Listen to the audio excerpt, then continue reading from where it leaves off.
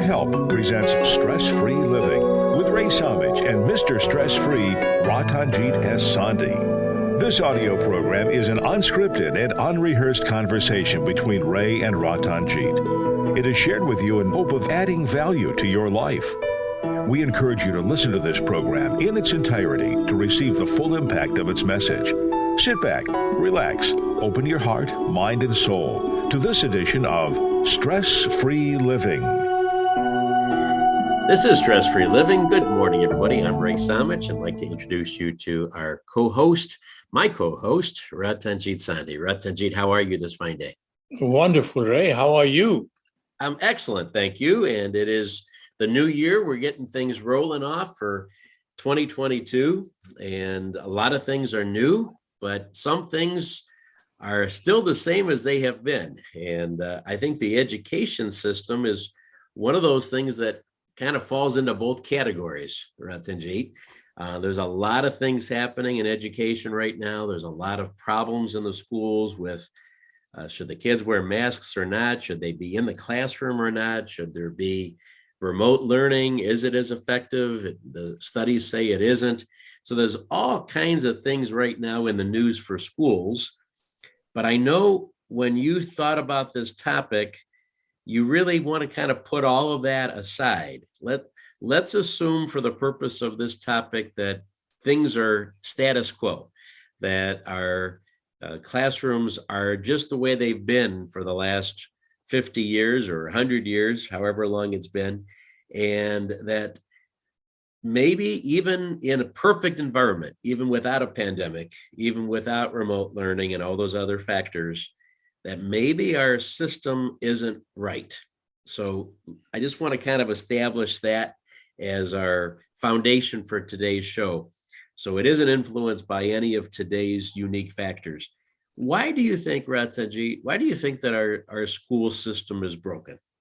Well, see, if what you're saying is, if we corrected all the faults everybody's talking about, we trained our teachers well, we gave them higher salaries, and we brought in disciplines in the class, and we had better methods to teach what we are teaching.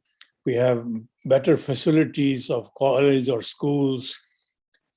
And if we did all that, the outcome, the product which is produced through the best possibilities is completely flawed. That is what we have to understand. See, to understand where we are going with this, or we are trying to explore, is if you look at life, broadly, you can divide that into four categories. There is life in plants, they don't have brain. And then there are insects and all kinds of small things. And then there are animals and birds, third category. And then there are human beings. If you see in many of these categories, like a plant, it grows by itself. Of course, it needs, if somebody doesn't destroy it and you have water and sun, it grows by itself. Insects, no nurturing is given by parents. They are automatically in the right environment, know what to do, where to go. And even in some animals, like your turtles, they are not taught by their parents how to swim and what to do and where to go. They come out of the shell and they know exactly what to do and how to feed themselves. And then there are animals like cow and these, there is some hand holding required.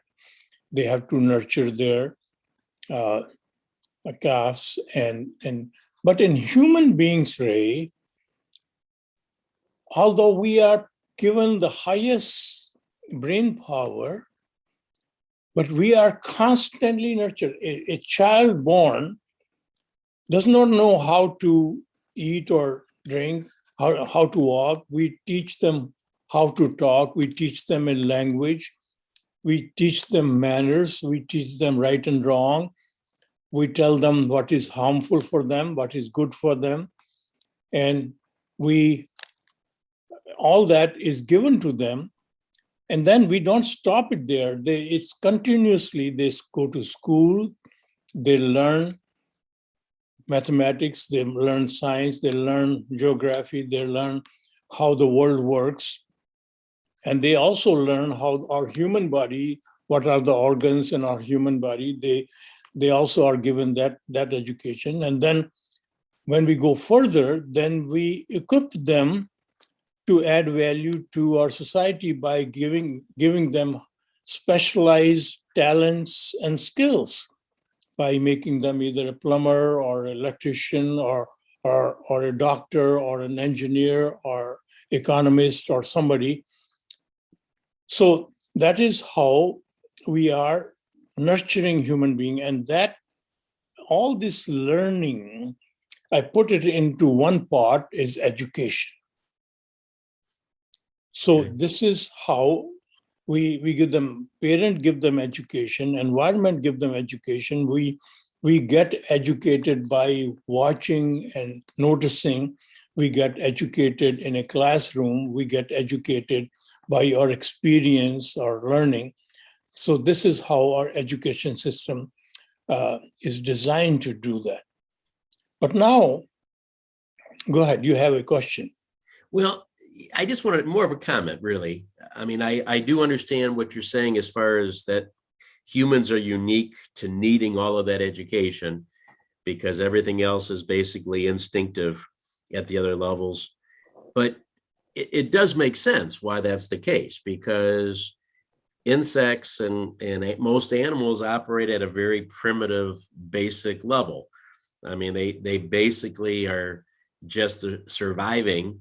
They're not using a lot of brain processing. I mean, the human brain is just a magnificent machine that's capable of doing so much, feeling so much, communicating so effectively. So it makes sense, that it's going to take a lot more education. It's kind of like a little electric motor versus a big, huge engine. I mean, it takes a lot more horsepower, a lot more fuel to drive that big engine than it does that tiny little motor. So it just makes sense that since we can do so much more with our human brain, that it needs a lot more education. But I also think that basic animal instinct that's in the animal that just is pretty much at the highest end of what it can do is at the lowest end of what humans can do. Don't you think we still kind of have that animal instinct in there, and then the education is above that? Our education system is supposed to make us a true human from an animal. So if you left a human being out in the jungles and woods and all that, they will act like animals. They will basically hunt or feed themselves and kill each other and have territories, and just like a lion has his own territory. And so that's how they will do. But what we have not done, that our education system has not been able to bring us to a level of true human. So imagine, with this brain power, this human being is gifted. And if they are still operating at the animal instinct, animal level, and we have given them all these weapons, all these knowledge, all these skills, they are going to use those for destructive purposes. And imagine if somebody, now there are terrorists in this world who have a mindset of that they need to destroy a particular sect or particular nations. We have so many people who are willing to destroy America or whatever it is, and they become human bombs. So they destroy themselves to destroy others. Can you imagine if that person with that mindset, who is looking for heaven and he's going to get reward in the heaven and this and that, and is able to develop, or he is given the capability to develop an atomic bomb, what can that person do? So what we have done through education, knowingly or unknowingly, we have basically not allowed a human species to become a true human. We have basically given them skills and mindset, and we have told them, see, your purpose is to become successful. And every institution, whether it is a business or whether it is non-profit entity or it is a religion, they're all operated with the same mindset. And as a consequence, human race have become their own worst enemies. And not knowing that, and we are constantly blaming everybody, not knowing where we are ourselves. And we are justifying, and then we have made human laws. Each country has different laws. Each United States, each state has different laws. Within a state, each city has different laws. And based on those laws, whether they are serving humanity or no, they are serving a personal purpose, they have become basically highly discriminatory. And all this purpose of education was to make us realize that we are all there to serve each other. We must treat everyone equally. But the education system has created a class. So all our education system has been able to do is justify inequality, justify injustice. Well, you're saying so much. You've said so much already. It sounds to me like there's a series of problems. It's more than just one problem here. We're talking about the content. What is being taught probably isn't the best, or assuredly isn't the best. But also we're talking about the manner that it's being taught in. Even though it seems on the surface that it's trying to be presented to everybody equally, but in reality, it probably isn't. And so, or maybe just because it's being taught equally, assuming it isn't being received equally because of the position that every person is individually to learn it and to accept it and understand it. So it still comes out as an injustice or inequality in the final frame. It seems to me, though, that whatever it is that's being taught, all of these people that you've alluded to, the people that are creating nuclear bombs, the people that are terrorists, the people that are white collar crime, whatever it is, these are educated people. All right. Some of those are the most highly educated people of all. Some of those have the MIT degrees and the Harvard degrees and, the esteemed global institutions that put them out. So it isn't the lack of education. That isn't the problem at all. I mean, maybe it is the problem for for people looting the stores in the street, maybe there's a lack of education there that we need to correct. But for the people that are committing the billion-dollar white-collar crimes, those people are really well educated. Well, see, Ray, what happens is if you remain at the animal level, now, if you are not educated, you will operate very raw. You loot people and will kill people. But when you are given all the sophistications and still remain at the animal level, you have not been transformed into a true human. So then what happens is whether you are a PhD from MIT or Harvard or the best of the schools in the world, they become sophisticated criminals. They become white-collar criminals. Look at 2008, when economy was brought to its knees. And who did it? Some of our best and brightest who were working at these institutions. So the problem is that our education system collectively basically is designed to give us tools and skills. It is not transforming us into a true human.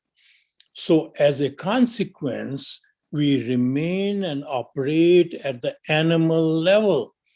So animal level, we are driven by fear. We are driven by greed. We are driven by ego. We are driven by jealousy. We are all part in those things. We have lust for power. So that is what you see in the most educated, the most sophisticated people we call in this world. They're all there. So we all know that give a person power and see the corruption come out of them, because they remain in the animal level. And when an animal is given power, what is she's going to do is operate as animal. So regardless of our institutions, all our effort, whether we do PhDs or DSCs or whatever we do, if we continue to operate at the animal level, then all the education in the world is not going to help us straighten out the humanity or serve the humanity. And what we are creating is our enemies within our society. Each one of us we are actually enemy of ourselves. Ratanjit, we need to take our first break. We've just opened the door on this topic here today.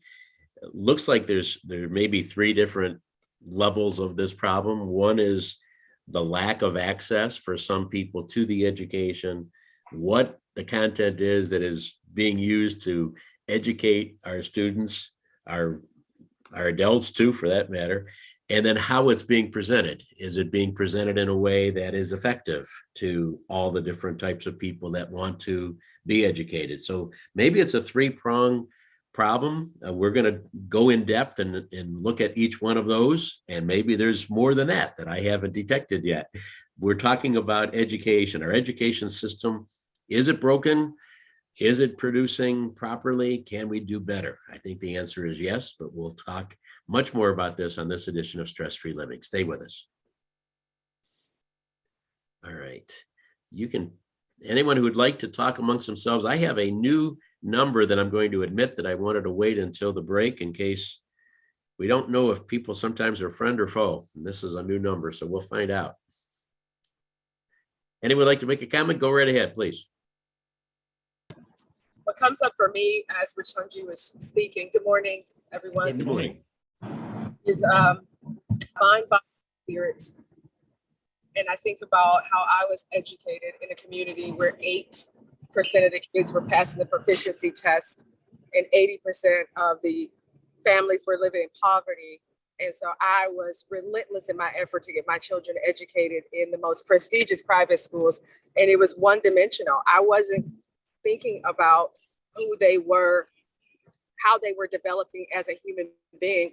I was operating out of my pain of dire circumstances academically when I was a kid to give them something that would be much greater, to have a greater life and greater access. And there were things that were missed because I was so focused on just the education piece. And I feel like there was a lack of development in other areas because I was so preoccupied based on the pain that I experienced. So this conversation is very interesting to me. To me, what comes up is mind, body, and spirit. It's not one dimensional. We can't just work in one space. And even academically, when Ratanjit said that they're just more sophisticated animals, you know, my son and daughter went to Hathaway Brown University School, and I remember Dr. Daniel Goleman, the guy who wrote Emotional Intelligence, coming to speak, and he was talking about drug use. And he said, you know, your kids have access to the good stuff. And parents were offended and they got up and walked out. But he was spot on, absolutely spot on. So, thank you for the conversation. Oh, thank you. Would you categorize? Well, hang on.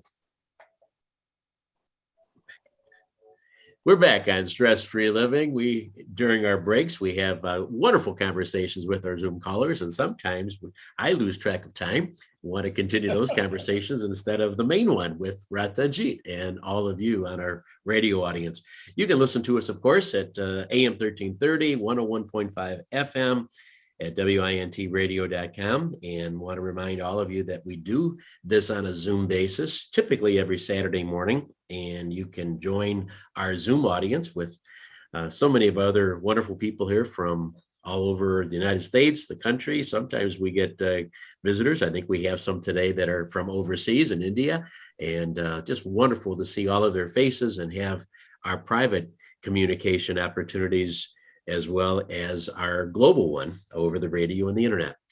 Ratanjit, I kind of mentioned three different prongs of this problem, if you will. And I think one of our Zoom callers are kind of reinforced maybe the how it's being presented, maybe the combination of what and how in her commentary. But let's first talk about the lack of it, okay, or the lack of access to it. It seems that, at least in the United States, and I don't know about other countries, but at least in the United States, it seems like there has been more effort than ever on that particular prong in terms of making sure that anyone who does want to be educated can be at some level. And I'm not saying that it's a good education that they have access to, because that's one of the other prongs. But do you agree that we are pretty fair in terms of the system right now that says if people do want to get an education, they have access to it? What is your thoughts on that? Well, see, Ray, if we have education which does not transform us into a human being, access or not access is immaterial, because we either remain as raw animals, or we become sophisticated animals. And sophisticated animals are more dangerous than the raw animals. We will be much better off not educating anyone and let them self-educate. Maybe they will understand and figure out how to become a true human beings. You see, the real purpose of education is to transform us first into what we are designed to be, the true human being. And no part of education does that. It is basically focused on all the skills, all the know-how, what we have unveiled through science and technology. And ultimately, it is given to an animal instinct human being.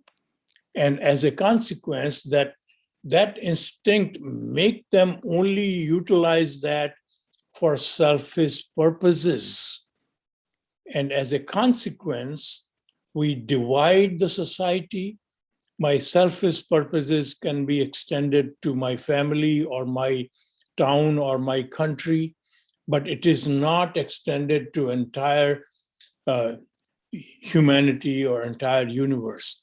So the real crutch of this problem is, we can talk about on the surface how many methods are there, whether we are making it available to everybody or not, and all that. It doesn't matter, because if you are giving the wrong dose, if you have a sickness and doctor is giving you the wrong medicine, and now does it matter if that medicine is only available to certain people or the whole society?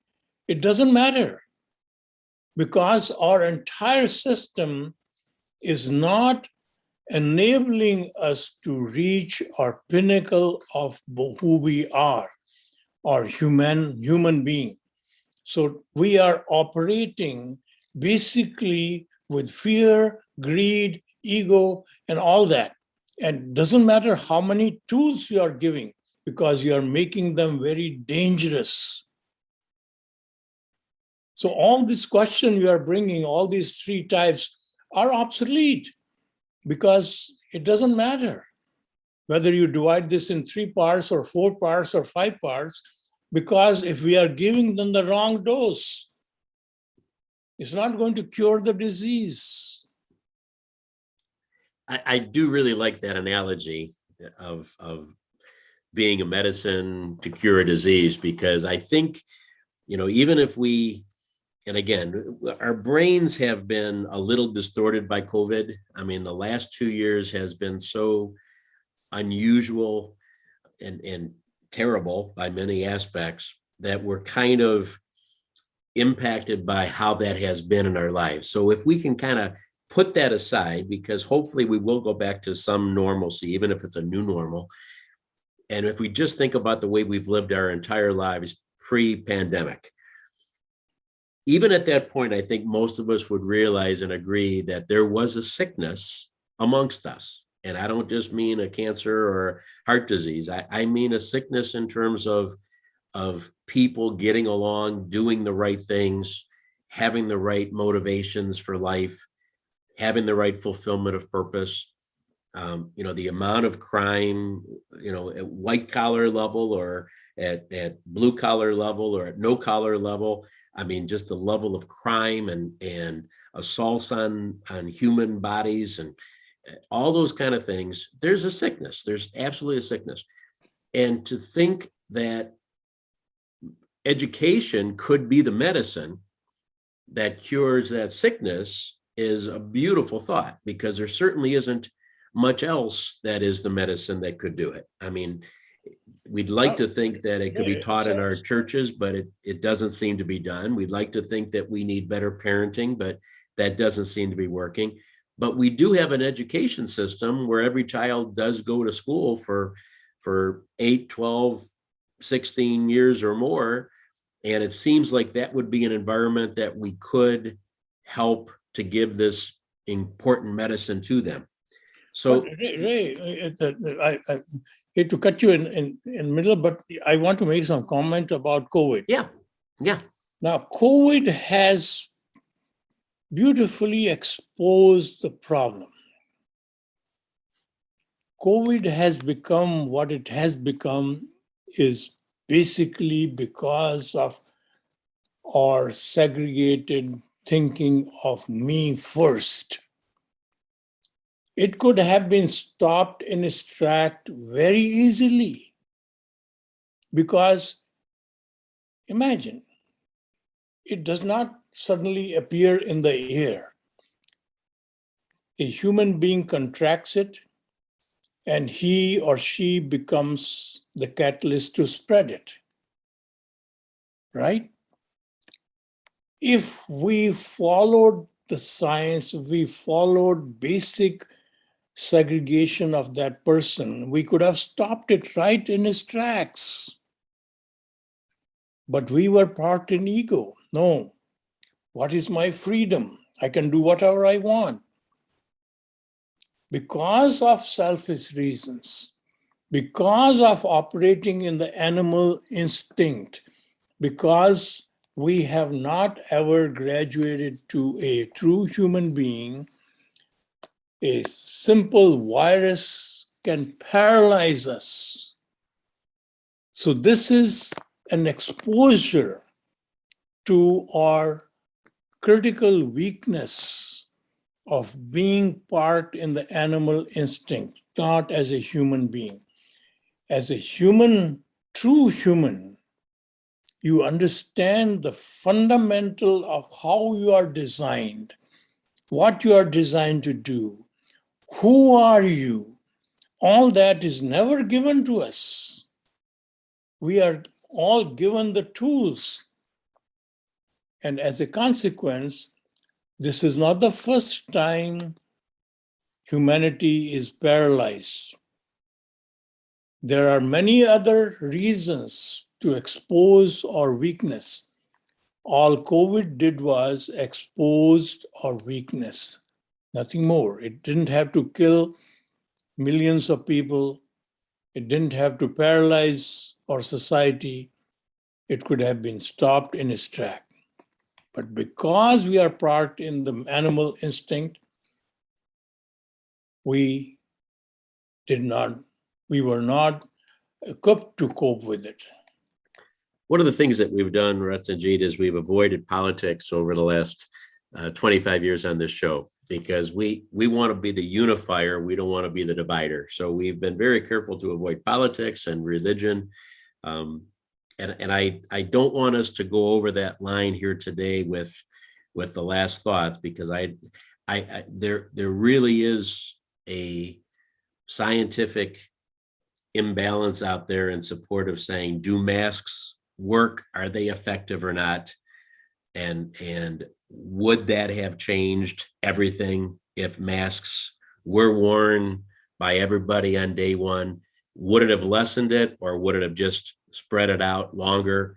And I really don't want to, I would like not respectfully to make that conversation the core of this show today, because there's so much more on this show that I think is really vital for us to communicate.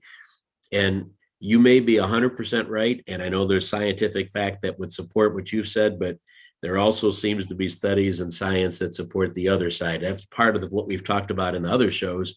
What is the truth? Where is the truth? And how do we find the truth? But I will give us this on the COVID that says that from the beginning, there was a lot of misinformation on it. There was a lot of, and there's still questions about how it was formed and how it was started and where it came from and what information was shared that could have also limited it. And, it is a true statement that in our global world today, because of mass transportation, it spread to the world, all ends of the world, within days. And if there was honesty and truth and not selfishness and not worries about politics, it probably could have been confined and contained much, much, much better. So I don't think there's any question about that factor. That still illustrates your point. But that didn't happen, and it spread quickly, and we all know the consequences, and they're still continuing around us. So I'd like, with all respect, I'd like to put that a little bit more aside now and go back to the main illness that we're talking about, which is the illness of our education system. And it is flawed, and there is an illness, and there's no question about that. What do you propose we do about it?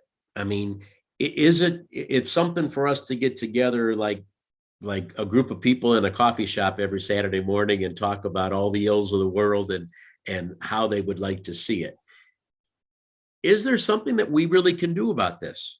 I mean, is it possible to change the entire structure of our education system in this nation or in any country and get them to start teaching the right stuff and from a different perspective.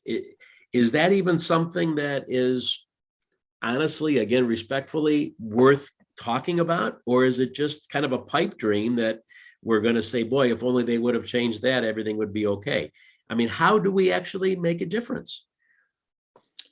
Well, the thing is this, that in our system, how we operate, a person who has the worldly knowledge or who is expert, who has gone to do research, and say, for example, a doctor who has gone through understanding medicine, gone through understanding how human body works and all that. Now, if his opinion on your health is exactly equal to the person who has no knowledge of your human body, because we are treating everybody as equal in the democratic system. He has one vote and the doctor has one vote.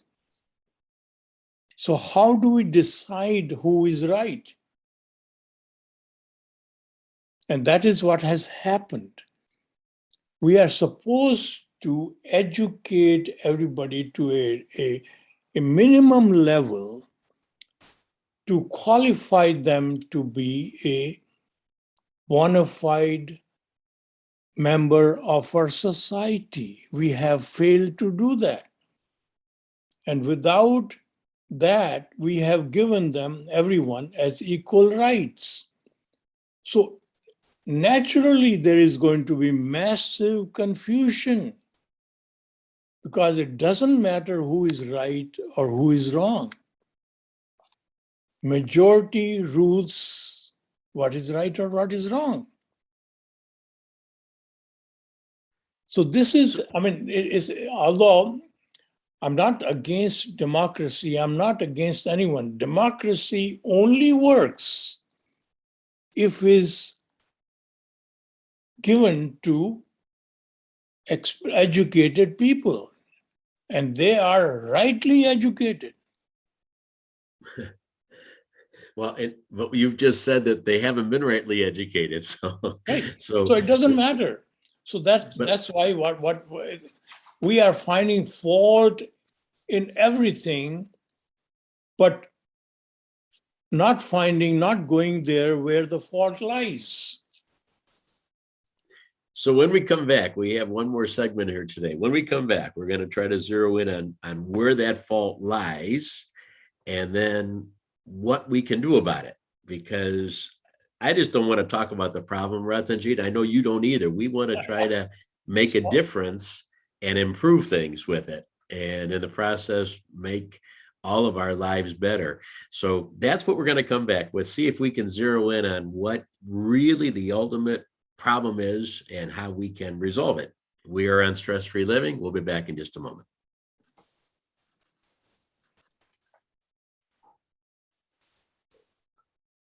All right. Let's see. Got to monitor the station. Anybody like a comment? Go right ahead. Open up. Uh-oh. Silence, Ratanjit. Crickets. Okay, so Ray, I don't want to disappoint you, so I'm going to chime in here. Go ahead. So I think one of the crucial things that you just pointed out and tried to get Rajit to talk about is, so where do we go from here rather than a group of people talking on, a coffee shop, I think was your analogy. But I have much deeper thought, and this is always with me. If you remember the book, Lord of the Flies, you remember that book? We all had to read it. Required reading. Yeah. Right. They were on an island and there was a piggy, was a boy on it. And rather than work to make the small company of people more successful and taking care of each other, they became, in a sense, baseless. If you remember, he ends up dying, eating, that whole thing. Yep. So maybe to say that people are basically good, and that's what Dr. Sandhi is saying, that we need to get to that level.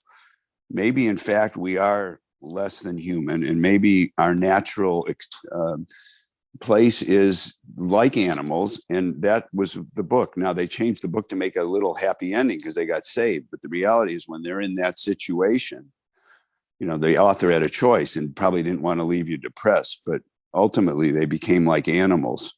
And maybe that's what we're seeing here. So how does one, is that our natural nature, or can we be educated out of it, which is sort of what Dr. Sandhi is saying.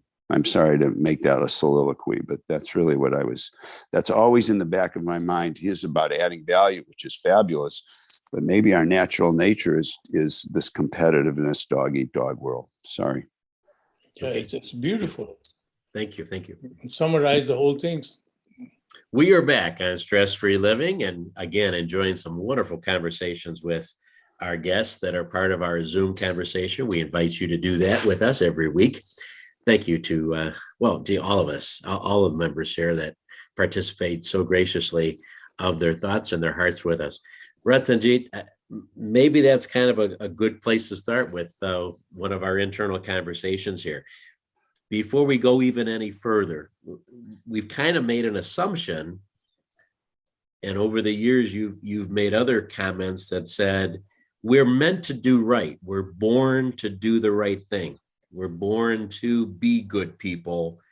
It's our education, our environment, our things that happen to us that sometimes take some of us off track.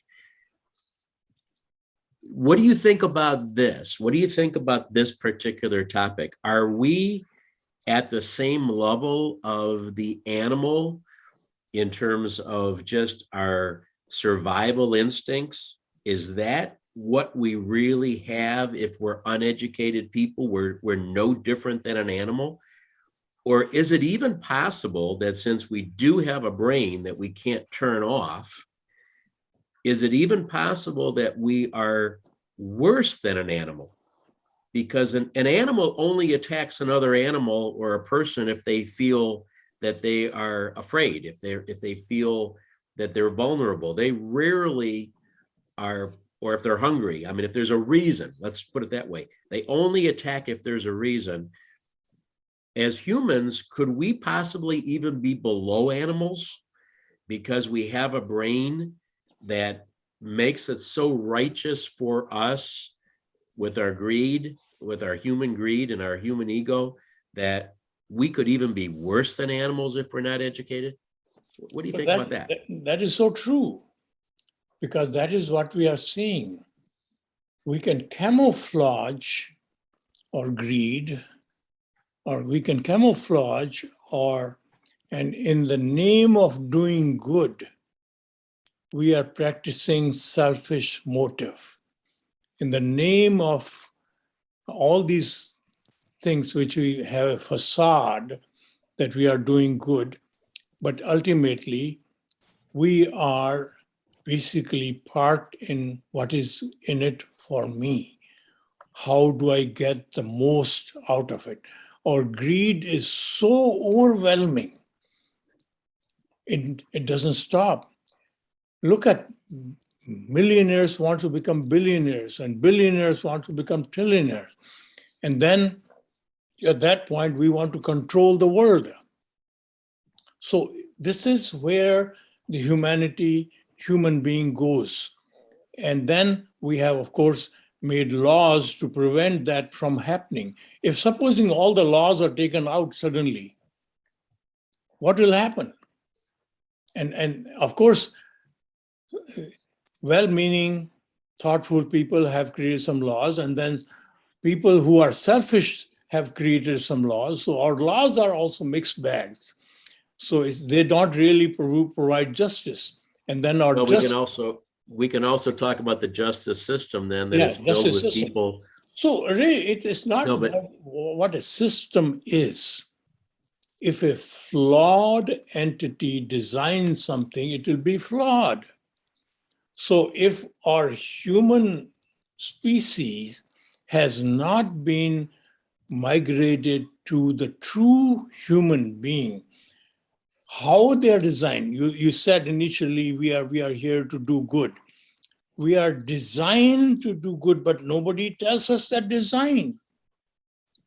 I'm not even aware of how I am designed. I'm not even aware of what would make me experience joy, what I'm designed to do. And then I'm not really told that, look, I'm not the human body. I'm something higher than the human body. I am the power which enlivens the human body. It is the same power which exists in everyone. And that is where our empathy or true desire to serve humanity comes from. Once again, they said what you said was the crux So of this whole Maybe thing. you like better. So we are designed, but nobody teaches us that what we are designed to do. So You said a couple of really powerful things here, again, as if you our always. education system, before giving us ABCD, mathematics, and all this, all the word knowledge, focuses at the early stage to tell us who are we, what are we designed to do, how are we designed, then that thing develops into focusing us into constantly educating ourselves to be a true human. And that is missing in every education. And religions who are supposed to do that, they have become basically guided by the same animal as money-making institutions. Or universities are money-making institutions. And all this, everything is all driven by greed. So I don't know whether we have enough time left to talk about these three segments of how we are designed and what we are designed to do. And basically, what is that in me which is different and what we should be focusing on that controls. See, the human mind is a beautiful instrument. Human mind is a computer. If your computer operator is a terrorist, they are going to use this computer to give them better ways to terrorize the world. If the computer is in the hand of a person who is willing to discover something better, this computer can help. So the mind depends on who controls the mind. If your greed, your fear, your ego-based system is controlling the mind, it becomes amazing instrument to cheat the human world. But if the same mind is controlled by the true human in us, then the same mind is very powerful in making the humanity a beautiful thing to do. Great. All right. I tell you, over the years, Ratanjit, there are a few topics that have gotten you fired up as much as this one. You are like a locomotive here today, a freight train. And for a while, I was standing in front of you on the track, and I decided to get the heck off that track because there's no way I'm going to slow you down. We do not have time to answer your question. We've only got a few minutes left, and we don't have time to delve into that. So we have definitely made this a two-part show. This first half has been talking about what the problem is and really understanding it. I mean, I think we all knew there was a problem, but I think we've gone in great detail to really understand what it is. And one of the last things you said that was actually a endorsement of one of our Zoom callers' comments is really a staggering point that I think is worthwhile taking away from part one. And that is that we would never think of ourselves as less than animals, as worse than animals in our life. I mean, to kind of call somebody an animal, to call a human an animal is kind of, in my thoughts at least, one of the lowest comments we can make about somebody. One of the worst things to call them is you're no better than an animal. But in reality, what you have kind of pointed out is that because of the aspects of our humanity that are so